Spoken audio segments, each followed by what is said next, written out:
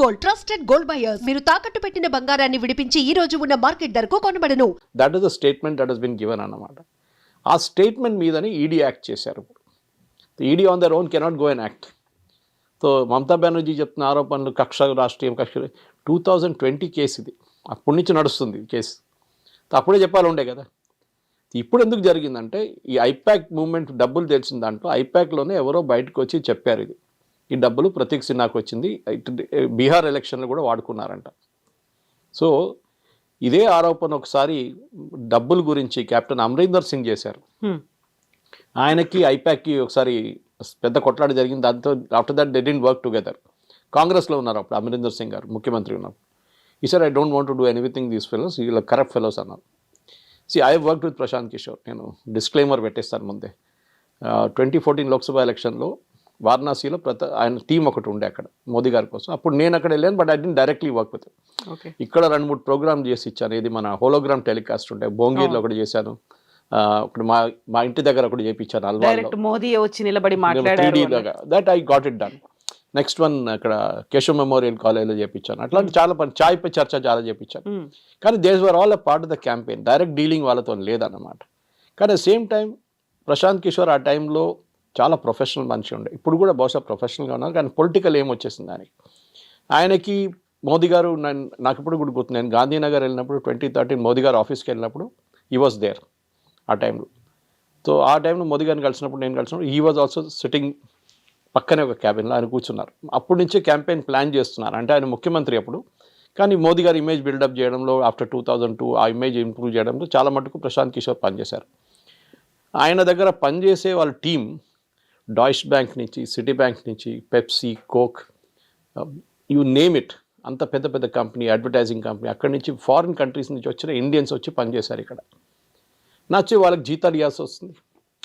At the same time బహుశా ప్రశాంత్ కిషోర్ చెప్పారంట, వాళ్ళ సేమ్ ఓన్ కొలీగ్సే చెప్పారు నాకు, that I cannot pay you the same salary. మీకు యూఎస్లో వచ్చే అదే శాలరీ నేను పే చేయలేను, బట్ మీకు ఒక బతకడానికి, మీ పిల్లల ఫీజు కట్టడానికి, మీకు మంచి ఇల్లు ఉండడానికి, మీ వైఫ్ వచ్చారు అక్కడి నుంచి యూఎస్ నుంచి, మీకు ఒక క్వాలిటీ ఆఫ్ లైఫ్ కోసం I will pay you some money అని చెప్పి ఆ ఫండ్స్ తీసుకొచ్చారు. అప్పుడు కూడా పెద్ద కాంట్రవర్సీ ఉండే, ఈ ఫండ్స్ ఎక్కడి నుంచి వచ్చిందని చెప్పి.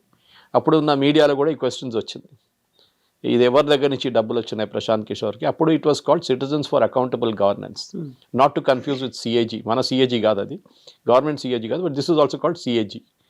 దాని తర్వాతనే ఆఫ్టర్ మోదీ గారితో స్ప్లిట్ అయిన తర్వాత, ఎందుకంటే ఎలక్షన్ అయిన తర్వాత మోదీ గారు కలిసినప్పుడు 2014 ప్రశాంత్ కిషోర్ చాలా పెద్ద స్టేట్మెంట్లన్నీ ఇవ్వడం మొదలుపెట్టారు. నేనే చేయించాను, నేనే, మోదీ గారు నాతోనే కలిసారు, Chai pe Charcha was my idea. Yes, correct, it was his idea, no doubt about it.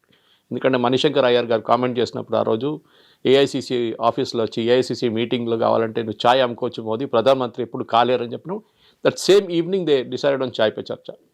Hologram telecast also same thing, but first day fail అయింది. నాకు ఇప్పుడు కూడా భోంగీర్లో ఇంద్రసేన్ రెడ్డి గారు ఉన్నప్పుడు టెలికాస్ట్ శాటిలైట్ ప్రాబ్లంతో ప్రాబ్లం వచ్చింది ఆల్ ఓవర్ ద కంట్రీ. కానీ హీ వర్క్ రియలీ హార్డ్. కానీ ఈ బికేమ్ గ్రీడీ అయిపోయారు చాలా మటు కవిత గారు. ఒకసారి డబ్బులు చూసిన తర్వాత మనిషికి పిచ్చి పట్టేస్తుంది, ఇంకా డబ్బులు అని చెప్పేసి. అండ్ పొలిటికల్ అంబిషన్ కూడా వచ్చేసింది. ఆయన క్యాబినెట్ పోస్ట్ కావాలని చెప్పి ఒక రూమర్ ఉండే ఆ టైంలో, నిజం అనుకుంటాను నేను. క్యాబినెట్ పోస్ట్ కావాలని చెప్తే అమిత్ షా గారు రిజెక్ట్ చేశారంట. కాదు, దిస్ ఇస్ బీజేపీ, మా దగ్గర 30 సంవత్సరాల నుంచి పనిచేసే వాళ్ళు కార్యకర్తలు ఉన్నారు, వాళ్ళకి ఫస్ట్ ప్రిఫరెన్స్ ఉంటుంది, మీరు మొన్న వచ్చారు, you do your work, we will support you, కానీ క్యాబినెట్ పోస్ట్ ఏమి ఇవ్వమని చెప్పారు. దాంతోనే ఆయనకి మోదీ గారికి స్ప్లిట్ అయిపోయి then he started working for other parties. దాంట్లో మనకు తెలిసింది స్టాలిన్ కోసం, డిఎంకే కోసం పనిచేశారు ఇక్కడ. He work from Mamata Banerjee, even Nitish Kumar పనిచేశారంటున్నారు, but I'm not really sure.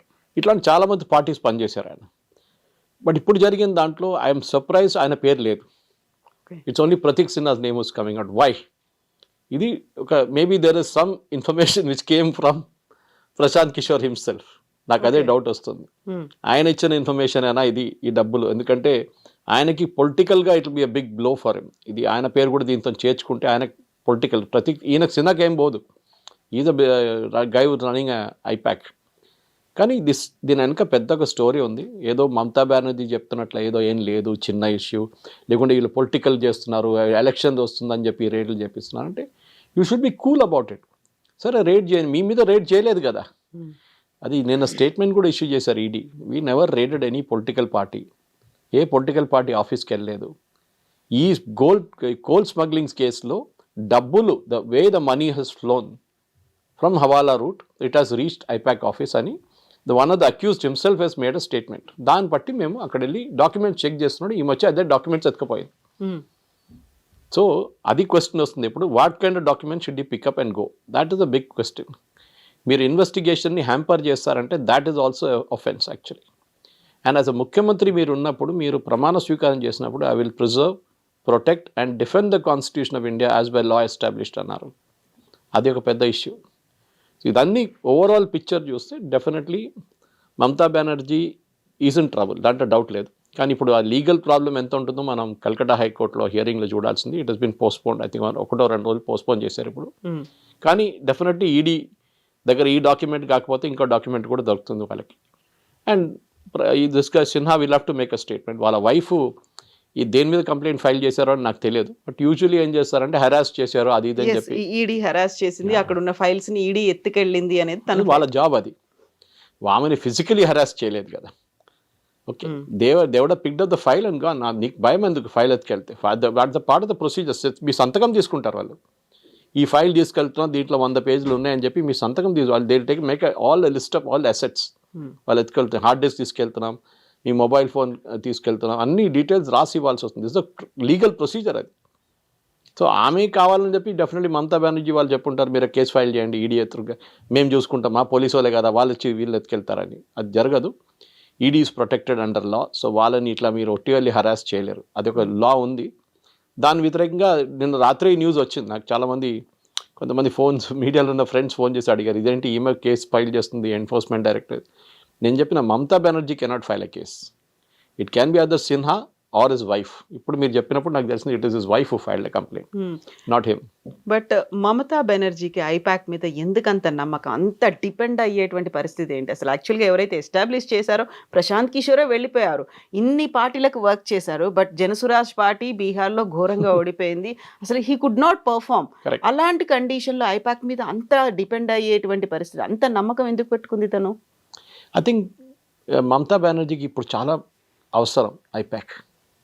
ఎందుకంటే ఇంగ్లీష్లో మేము స్లైస్ అండ్ డైస్ అంటాం స్టాటిస్టిక్స్లో. ఒక కాన్స్టిట్యున్సీలో 30,000 నుంచి 40,000 ఓట్లు వెళ్ళిపోతే have been remove from the rolls అంటే అది ఏ పార్టీ గెలిచిందో వాళ్ళకే problem. Last time Mamata Banerjee TMC party if my memory serves me right 215 సీట్లు గెలిచారు వాళ్ళు. 215-17. బీజేపీకి 77 వచ్చినాయి. వీళ్ళిద్దరికి 0. మిగతా చిన్న చిన్న పార్టీలకి ఏదో వచ్చినా కానీ the major part went to these 2. ఇప్పుడు 30,000 నుంచి 50,000 ఓట్లు ఎస్పెషలీ కల్కటా చుట్టుపక్కల ఉన్న ఏరియాస్ నుంచి వెళ్ళిన ఓట్లు మనకి ఇప్పుడు కనిపిస్తుంది. ఇంకా ఈ నెక్స్ట్ లెవెల్లో దాంతో హియరింగ్ తర్వాత ఇంకొక 50 లక్షల మంది తీసేస్తే దెన్ ఈ 75 ఉన్న సీట్లు బీజేపీది పెరిగి మినిమం 120కి వస్తుంది. అక్కడున్న 2015 తగ్గి 140కి వస్తుంది, లేకుంటే 130కి వస్తుంది. So it will B touch and go. ఇక్కడ మమతా బెనర్జీకి ఐపాక్ పనికి వస్తుంది. ఐపాక్ వాళ్ళ వర్కింగ్ కల్చర్ చాలా బాగుంది. దాంట్లో it does no dispute on that. Congress వైపు ఇప్పుడు సునీల్ కనుగోలు ఉన్నారు. He's strategist. ఇప్పుడు కేరళకి వెళ్ళి మేము 100 సీట్లు గెలవబోతున్నా అని చెప్పి ప్రెడిక్ట్ చేశారంట. దీనికన్నా ముందు బీహార్లో కూడా ప్రెడిక్ట్ చేశారు, మాకు 2/3 మెజారిటీ వస్తుందన్నారు. తేజస్వితోనే రాలేదు అక్కడ. హర్యానా గెలిచేసామని చెప్పారు, అక్కడ ఓడిపోయారు. So Sunil Kanugolu is trying to replicate Prashant Kishor, కానీ he's not succeeding in that. ఆయనకు ఒకటే అడ్వాంటేజ్ ఏంటంటే is very close to Rahul Gandhi. So ఎవరు ఆయన ఏమన్నారు, ఆయన ఎంత 200 సీట్లు గెలుస్తా అంటే కూడా ఎస్ అని చెప్తారు అక్కడ. సో ఈ పరిస్థితుల్లో now Mamata Banerjee is dependent on Prashant Kishor. ఎందుకంటే ప్రతి కాన్స్టిట్యున్సీలో కవిత గారు ఎలక్షన్ ముందట్లాగా కాదు. ఇప్పుడు ఎస్పెషలీ లాస్ట్ 15 yearsలో ఎలక్షన్ చాలా మటుకు మారిపోయింది. 15 సంవత్సరాల్లో యంగ్ ఓటర్స్ని అట్రాక్ట్ చేయడం చాలా డిఫికల్ట్ అయిపోతుంది. వాళ్ళు టీవీ చూడరు, పేపర్ చదవరు.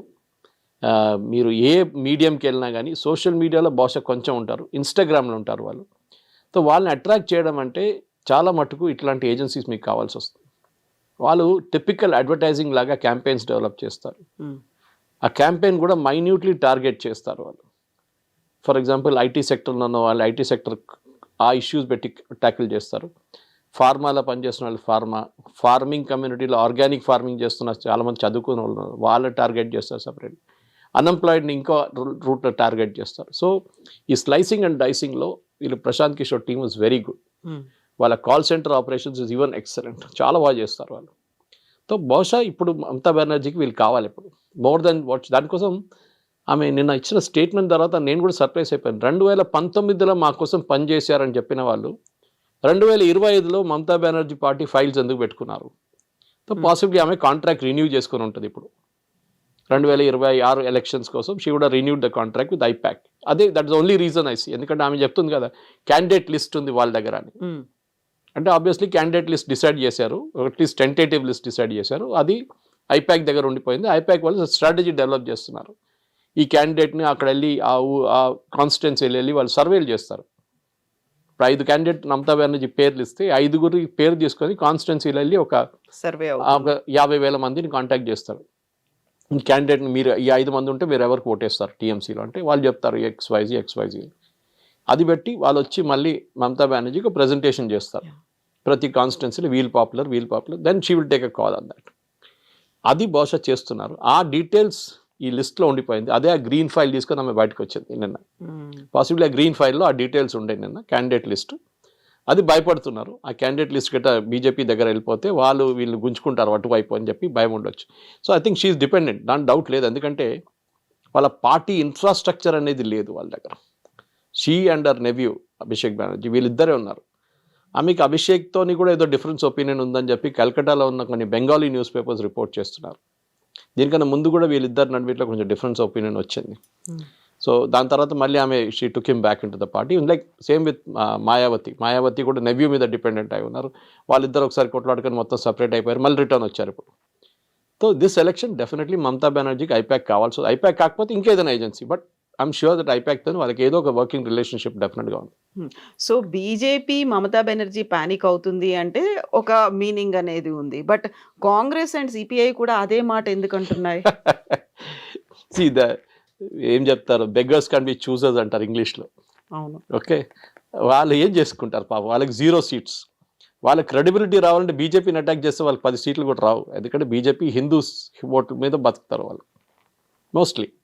కానీ వీళ్ళ ఓటు ఎవరు, మమతా బెనర్జీ ముస్లిం ఓట్స్, అది కూడా బంగ్లాదేశీ ముస్లిమ్స్ చాలా మట ఆరోపణ ఉంటుంది ఇప్పుడు. కాంగ్రెస్ కూడా అంతే.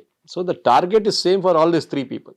రేపు ఓవైసీ వస్తే ఆయన 4వ మంచి అయిపోతాడు దీంట్లో బార్గెన్లో. సో ఈ 4 టార్గెట్ చేయాల్సింది ఒకటే ఓటర్. సో ఈమె వాళ్ళ ముందు ఆ ఓటర్ ముందు మమతా బెనర్జీని ఒక షేడీ క్యారెక్టర్గా చూపించి మాకు 2 సీట్లు వస్తే కదా అని చెప్పి గుంజుకుంటున్నారు అంతే. So attacking your enemies my friend అని చెప్పేటట్లు బీజేపీ అయిపోయినారు అన్నమాట ఇటువైపు. అటువైపు వాళ్ళు డెఫినెట్లీ తృణమూల్ని అటాక్ చేస్తారు, బీజేపీని చేయరు వాళ్ళు. ఎందుకంటే వాళ్ళ ఓటింగ్ పాపులేషన్ అక్కడ లేదు వాళ్ళకి. సో దానికోసం బహుశా ఇవాళ కానీ అధీర్ రంజన్ చౌదరి స్టేట్మెంట్ ఇచ్చారని చెప్తే అది కొంచెం డౌట్ఫుల్. ఎందుకంటే అధీర్ రంజన్ చౌదరికి కాంగ్రెస్ పార్టీలోనే ప్లేస్ లేదు ఇప్పుడు. ఈసారి సీట్ ఇస్తారో లేదో తెలియదు.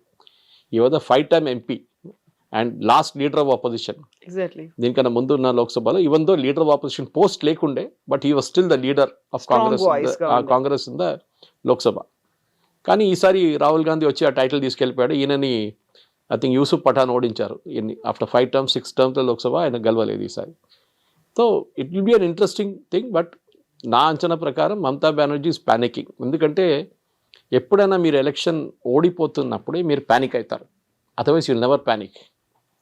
మీరు గెలవడం కాన్ఫిడెంట్ ఉంటే మీరు ప్యానిక్ గారు. ఇప్పుడు ముంబైలో చూడండి, బిర్హన్ ముంబై ఎలక్షన్లో అందరికన్నా ఎక్కువ లొల్లి ఎవరు చేస్తున్నారంటే శివసేన, ఉద్ధవ్ ఠాక్రే అండ్ రాజ్ ఠాక్రే. ఇప్పుడు వాళ్ళు టీం అయిపోయారు. వాళ్ళే ఇప్పుడు సంజయ్ రావత్ కానీ వీళ్ళు కానీ రోజు ఆరోపణలు చేయడం అది ఇది అని చూస్తాను. నేను ముంబై పేపర్స్ ట్రాక్ చేస్తాను, నేను దాంట్లో ఉంటుంది. మనకు నేషనల్ లెవెల్ అంత రాదు న్యూస్ బయటికి, కానీ ముంబైలో చాలా ఇంట్రెస్టింగ్ కంటెస్ట్ నడుస్తుంది. ఇంకా ఎవరు కంప్లైంట్ చేస్తున్నారు, షిండే గ్రూప్ కంప్లైంట్ చేస్తున్నారు, which is a part of the NDA alliance. అది ఇంకో పాలిటిక్స్ అక్కడ. సో మనం పాలిటిక్స్లో there are no permanent friends and enemies అంటాం. అదే ఇక్కడ బెంగాల్లో కూడా జరుగుతుంది. ఇప్పుడు జరిగే దాంట్లో నా అంచనా ప్రకారం it will be very tough contest. If 1 crore ఓటర్స్ని తీసేస్తే బీహార్లో జరిగినట్లనే చాలా మార్పు బెంగాల్లో కూడా రావచ్చు.